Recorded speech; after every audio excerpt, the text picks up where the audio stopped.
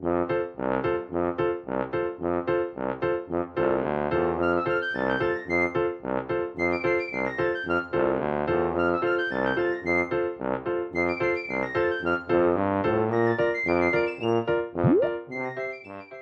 आप यहाँ पे एज ए स्टूडेंट आओ या वर्क वीज़ा पे आओ या जिस भी मीडियम से आप यहाँ पे आए हो, तो आप कैसे फाइंड आउट कर सकते हो गवर्नमेंट जॉब के बारे में। पहला, इंडीड पे, फिर लिंक्डइन पे देख सकते हो, फिर फेसबुक पे देख सकते हो। गवर्नमेंट जॉब्स के पेजेस होते हैं अलग अलग, तो अलग अलग सेक्टर्स की, अलग अलग प्रोफाइल की, अलग अलग प्रोफेशन की जॉब्स वहाँ पे टाइम टू टाइम निकलती रहती है। फिर चौथा, आप jobsbank.gc.ca पे भी देख सकते हो। वहाँ पे temporary jobs, permanent jobs, government job, private job, हर सेक्टर की जॉब, हर फील्ड की जॉब आपको दिखेगी। हर प्रोविंस में आपको दिखेगी कि कौन से प्रोविंस में जाके काम करना चाहते हो, है ना।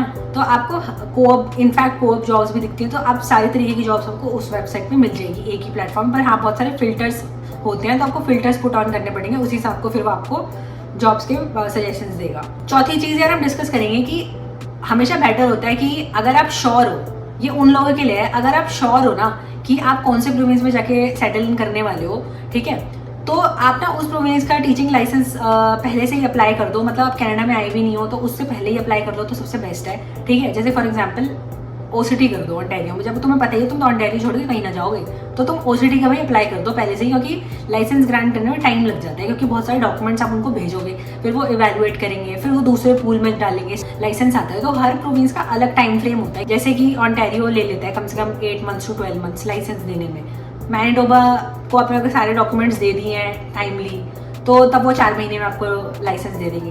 तो ऐसे हर प्रोविंस का अलग अलग टाइम फ्रेम होता है और रिक्वायरमेंट्स होती हैं जो आपको फुलफिल करनी है। इफ़ यू आर श्योर कि आप इसी प्रोविंस में जाने वाले हो और आप यहीं सेटल हो गए, तो आप आने से पहले ही अगर अप्लाई कर दो अपना लाइसेंस तो बेस्ट है। एक मेजर चीज मैं जो डिस्कस करना चाहूंगी वो ये है, for example as a teacher job apply कर रहे हो अल्बर्टा में, तो देखोगे कि उन्होंने ना रिक्वायरमेंट्स में या क्वालिफिकेशन में लिखा होता है कि ना तुम्हारे पास अल्बर्टा टीचिंग लाइसेंस रिक्वायर्ड और एलिजिबल फॉर इट करके लिखा हो। अभी मोस्टली क्या करेंगे वो, जिनके पास अल्बर्टा, ऑब्वियसली वो प्रायोरिटी उनको देंगे जिनके पास ऑलरेडी एक लाइसेंस है।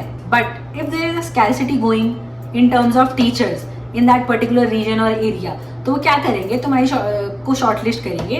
फिर अगर वो गवर्नमेंट है, ये गवर्नमेंट वालों के लिए ही है स्पेसिफिकली, तो वो क्या करेंगे, अगर आपके पास लाइसेंस भी नहीं है पर हाँ आप एलिजिबल हो, वो एलिजिबल कैसे हो, कैसे पता लगेगा, वैस देखो तुम्हें फिर बाद में झटके लगेंगे, तो इससे बेटर तुम वैस आई कैप करवा लेना, ठीक है, बहुत इंपॉर्टेंट है। फिर तुम करवाओगे वैसा आई कैप फिर, या फिर तुम्हारा 1 महीना और जाएगा, और समझो तुम्हारे पास अपॉर्चुनिटी आ जाए तो वो तुम्हारे लिए थोड़ा ना 1 महीने बैठेंगे कि भाई हाँ मैं कर रहा हूँ। टाइम लग जाता है यार चीज़ों में।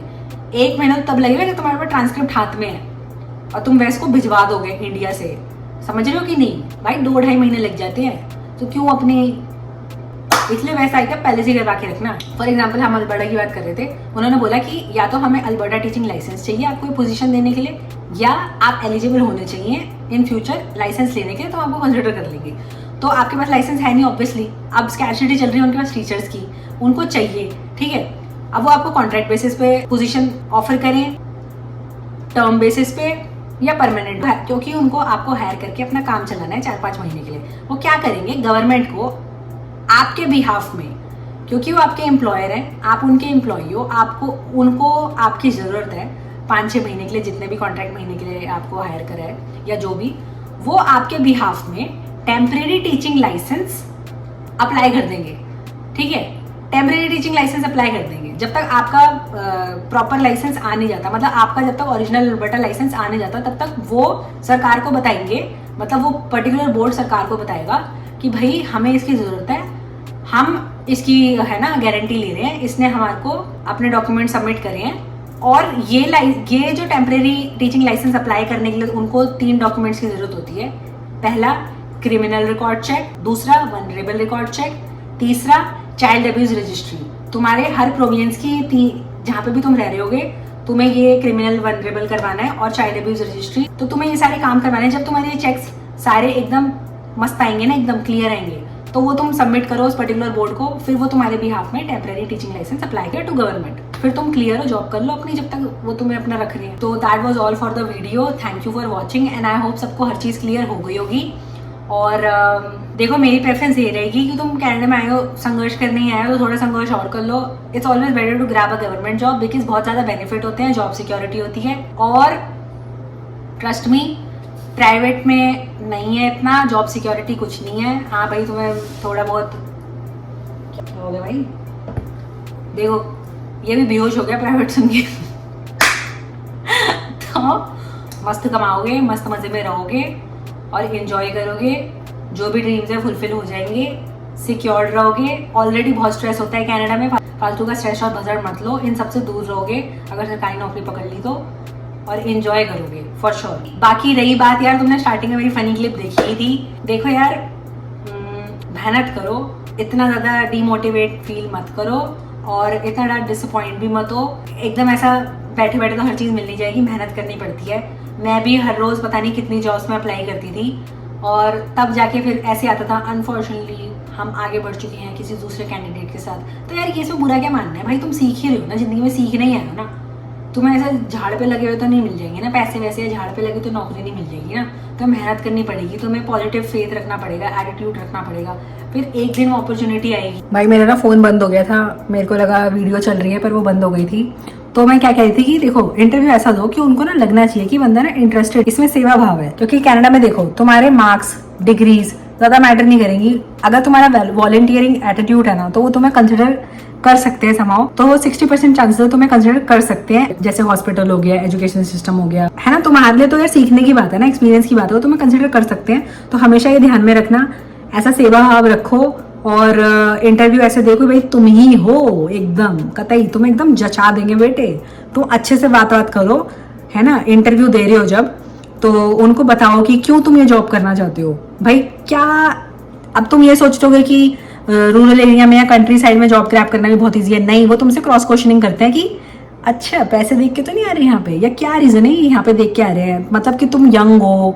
जैसे समझो जो वीडियोस ये देख रहे हैं और यंग बच्चे हैं, ठीक है, न्यूली हायर्ड है या जो भी है, तो वो तुमसे ये पूछेंगे कि हम कैसे विश्वास कर लें कि तुम ये जॉब मतलब ना आउट ऑफ पैशन चूज कर रहे हो, हम कैसे तुम पे भाई विश्वास कर ले।